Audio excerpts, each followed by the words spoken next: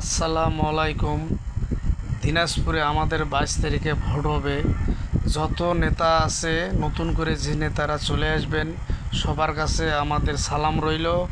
আমরা যেভাবে হোক হোটেল কর্মচারী যতগুলো আছি আমরা দিনাজপুর শহরে সবাই আমরা একতা হওয়ার চেষ্টা করব।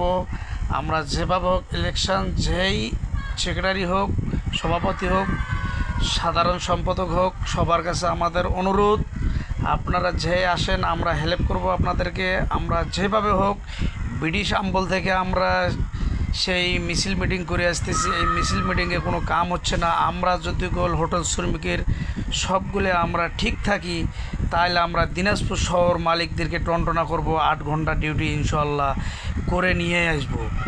এই 8 ঘন্টা ডিউটি আমরা কিভাবে করব? আমরা নেতাদেরকে চাপ দেব, নেতারা তারপরে মালিকদেরকে চাপ দেবে, ডিসি অফিসে চাপ দেবে। এই চাপ দেওয়ার কারণে আমরা 8 ঘন্টা ডিউটি আনতে পারবো।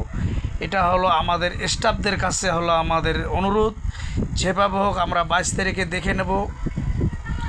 যারা ভোট দিবেন, যাকে ভালো লাগে ভালো করে ভোটটা দিবেন ওনাকে, ওনার যে শক্তিটা ঠিকভাবে হয় ইনশাআল্লাহ। আর আমরা চেষ্টা করব 8 ঘন্টা ডিউটি আনার জন্য। 8 ঘন্টা ডিউটি যদি কেউ না দেয়, আমাদের দফা 7টা না কয়টা যেন দফা থাকবে, এই দফাগুলো যদি মালিকেরা না মানে আমরা প্রতিটা শ্রমিক এক হব। আমরা হোটেল বন্ধ রাখার চেষ্টা করব, হোটেল বন্ধ রাখার চেষ্টা করব যেভাবে হোক। আমাদের এই দফা যদি না মানে আমরা নেতাদেরকে বলবো আপনারা মালিকদের কাছে বসেন। মালিকেরা যদি না বসে আপনাদের সঙ্গে 8 ঘন্টা ডিউটির জন্য, তাহলে আমরা ডিসি অফিসে যাওয়ার চেষ্টা করব, ডিসির সঙ্গে কথা বলার চেষ্টা করব। এটা আমরা 22 তারিখ আসুক আগে, তার আগে আমরা কিছু করতেছি না। আর যেভাবে হোক মালিকদের কাছে অনুরোধ, 22 তারিখে আমরা হোটেল বন্ধ রাখবো। যদি কোনো হোটেল খোলা থাকে তাহলে সব হোটেল ভাঙচুর করার কথা আছে। কোনো স্টাফ থাকবে না হোটেলে। সন্ধ্যার পর আপনারা হোটেল খুলতে পারবেন, সারাদিন হোটেল বন্ধ থাকবে, সন্ধ্যার পর হোটেল খুলতে পারবেন। এটা হলো কথা। মাইকিং তো ছাড়ি দেওয়া হবে 2 দিন আগে, এটা মাথায় রাখিয়েন। হোটেল ভাঙচুর হলে আমাদের করার কিছু নাই। আমরা স্টাফ ওই দিন আমরা না খায়া থাকবো সারাদিন। আপনারা খিলান বা না খিলান ওটা হলো পরের হিসাব। আমরা না খায়া থাকবো। আমরা নতুন করে সেক্রেটারি আনার চেষ্টা করতেছি। আমরা 8 ঘন্টা ডিউটি যেভাবে হোক আনবো ইনশাআল্লাহ।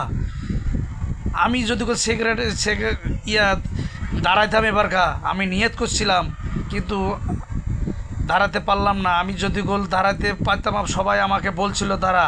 আমি দাঁড়ালে মালিকদের ক্ষতি হতো, এই জন্য আমি চাই না মালিকদের ক্ষতি হোক। এটা আমি চাই না। সবাইকে করে মিলে খাইতে হবে, এটা হলো কথা।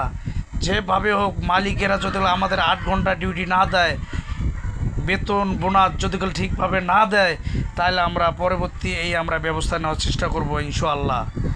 আমরা এই জন্য আমরা নতুন করে আমার ইলেকশনটা আগে পাস হোক, তারপর আমরা মালিকেরা যদি আমাদের কথা মতো না চলে তাহলে হবে না। তো আমাদের কথাও চলতে হবে। খালি ম্যানেজারের কথা চলবে, ম্যানেজারের মতো চলবে, ওগুলোও হবে না। আমাদেরও কথা চলতে হবে। আমরা তো হোটেলে কাজ করি, সবই বুঝতে হবে আপনাদেরকে, ঠিক আছে? মালিকেরা সবাই বুঝতে হবে। মালিকেরা আমার ভিডিওটা দেখবেন, আমি কি বলতে চাই আর কি বলতেছি, আমাদের কথা যুক্তি আছে কি না, এই যুক্তিটা আপনারা ঠিকভাবে দেখবেন। ডিসি সাহেবকেও বলবেন যে কথাগুলো বলছে খারাপ বলছে না, কী বলছে। আমি 2003 সালে দিনাজপুরে আইছি, খালি মে দিবস আসলে ওই দিনে মিছিল মিটিং হয়, তারপর আর কোনো আন্দোলন হয় না। ওই দিনেই শেষ, ওই দিনে নেতারা খায়া দেয়া শেষ, আর কোনো নাই। আবার ওই 1 বছর পরে আমরা 1 বছর চাই না, প্রতি মাসে মাসে চাঁদা দেবো ইনশাআল্লাহ, চেষ্টা করব।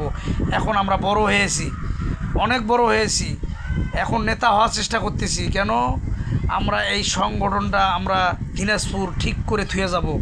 আমরা তো সারা জীবন হোটেলে কাজ করব না, সারা জীবন হোটেলে কাজ করব না। কেন? আমরা 22 বছর 23 বছর হোটেলে কাজ করলাম, 12 ঘন্টা ডিউটি করলাম, মালিকের কাছে কোনো দাম পাই নেই। আরও 1-8 ঘন্টা সময়তে বেশি করে দিয়েছি, কোনো দাম পাই নেই। এই হলো আমাদের কথা। আমরা 8 ঘন্টা ডিউটি করে সারে দিয়ে যাব, এটা হলো আমাদের অনুরোধ। এই 8 ঘন্টা ডিউটি যেন সারা জীবন থাকে, মালিকেরা যেন ভুলতে পারে না যে এবারকার নতুন করে যে সভাপতিরা হয়েছে বা সেক্রেটারি হয়েছে ওরা 8 ঘন্টা ডিউটি করে দিয়ে গেছে।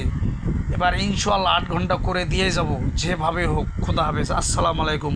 মোরশেদুল গায়েবান্ধা টিকটকার সবাই আমার কথাগুলো শুনে যাবেন, বুঝে যাবেন।